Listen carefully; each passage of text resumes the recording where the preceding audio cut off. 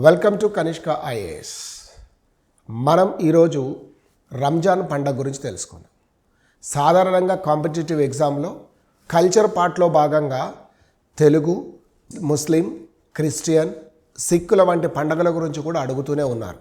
ప్రత్యేకంగా తెలంగాణ సిలబస్కి వచ్చేవరకైతే పండగలు అనే చాప్టరే మనకుంది కాబట్టి మనం కొన్ని విషయాలు తెలుసుకుందాం.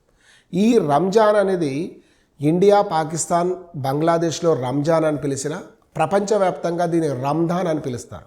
దీన్ని ప్రధానంగా ఇస్లామిక్ క్యాలెండర్ ప్రకారం వారి క్యాలెండర్లో 7వ నెలలో దీన్ని జరుపుకోవడం జరుగుతుంది.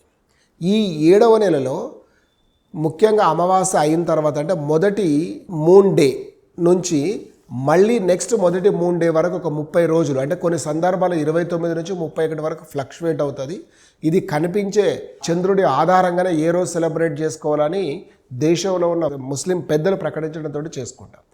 అసలు ఈ రంజాన్ని ఎందుకు నిర్వహించుకోవాలి, లేదా రంజాన్ కాలంలో మనం ఉపవాసాలు ఎందుకు ఉండాలి అంటే, ఉపవాసము అనేది ఒక పేదరికానికి, ఉపవాసం అనేది లేనివాడి జీవితం ఎలా గడుస్తుంది అని, ఉపవాసం అనేది ఈ యొక్క సౌకర్యవంతమైన జీవనం కాకుండా మానవుడు అల్టిమేట్గా ఒక ఎన్లైట్మెంట్ లేదా మోక్షము అని పొందడానికి సౌకర్యవంతమైన జీవితం కాదు, సామాన్యమైన జీవితం మాత్రమే కావాలని తెలుసుకోవడం కోసం మాత్రమే ఉపయోగపడుతుంది అని మనం చెప్పుకోవచ్చు. మరి ఎవరు చేయాలి ఈ రంజాన్లో ఉపవాసము అంటే, ఎవరైతే ఆకలి అనే దాన్ని తట్టుకోగలిగిన శక్తి ఉన్నవాళ్ళు, ముఖ్యంగా 14-15 సంవత్సరాల వయసు వచ్చిన తర్వాత వాళ్ళ సెన్స్ అనేది కంట్రోల్ చేసుకునే వయసు ఉంటుంది.